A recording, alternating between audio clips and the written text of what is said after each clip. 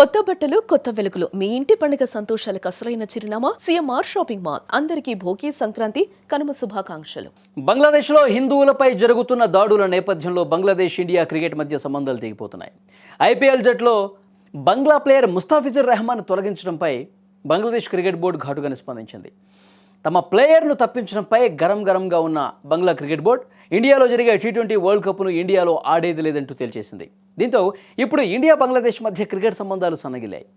ఇండియాతో పెట్టుకోవడం అంటే Bangladesh cricket board నాశనం కోరుకోవటమేనంటూ కొందరు అభిప్రాయం వ్యక్తం చేస్తూ ఉన్నారు.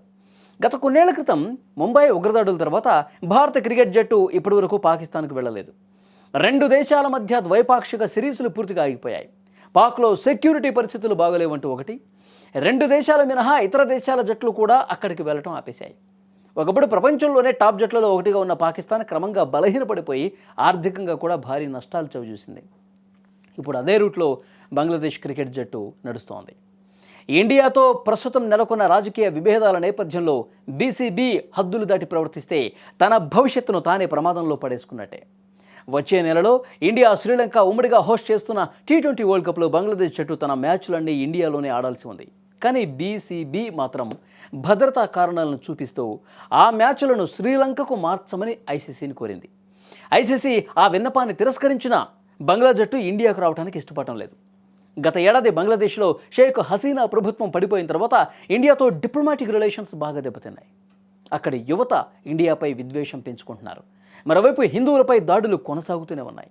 ఈ పరిణామాలు జరుగుతున్న నేపథ్యంలో బంగ్లా ఫాస్ట్ బౌలర్ ముస్తాఫిజుర్ రెహమాన్ను ఐపీఎల్కు సెలెక్ట్ చేయడంపై ఇండియాలో తీవ్ర వ్యతిరేకత వచ్చింది. దీంతో బీసీసీఐ ఆదేశాల మేరకు కోల్కతా నైట్ రైడర్స్ అతన్ని రిలీజ్ చేసేసింది. ఈ నేపథ్యంలో T20 వరల్డ్ కప్ కోసం తమ జట్టును ఇండియాకు పంపబోమని బంగ్లాదేశ్లో ఐపీఎల్ ప్రచారాలు ఆపేస్తున్నామని బంగ్లాదేశ్ ప్రకటించడం ఇప్పుడు మరొక కొత్త వివాదానికి కారణమైంది. ఇదిలా ఉంటే ఐసీసీ చైర్మన్గా జైషా ఉండటంతో బీసీబీకి వ్యతిరేకంగా ఐసీసీ నిర్ణయాలు తీసుకునే అవకాశం చాలా తక్కువని చెప్పుకోవాలి. ప్రపంచ క్రికెట్ ఆదాయంలో 70% పైగా ఇండియా నుంచే వస్తుంది. కాబట్టి బీసీసీఐని కాదని ఐసీసీ ఎలాంటి నిర్ణయం తీసుకోకపోవచ్చు. ఈ నేపథ్యంలో ఇండియా క్రికెట్ బోర్డును ఎదిరించి బంగ్లా క్రికెట్ బోర్డు ముందుకు సాగటం ఇక కష్టమే. బంగ్లా సీనియర్ ప్లేయర్లు కూడా ఆటగాళ్లను హెచ్చరిస్తున్నారు. భారత్తో పెట్టుకున్న పాకిస్తాన్ పరిస్థితి చూసి స్పందిస్తున్నారు. భావోద్వేగాలతో నిర్ణయాలు తీసుకుంటే దేశ క్రికెట్ భవిష్యత్తు ప్రమాదంలో పడుతుందని తమీమ్ ఇక్బాల్ లాంటి సీనియర్ ప్లేయర్స్ కూడా హెచ్చరిస్తున్నారు.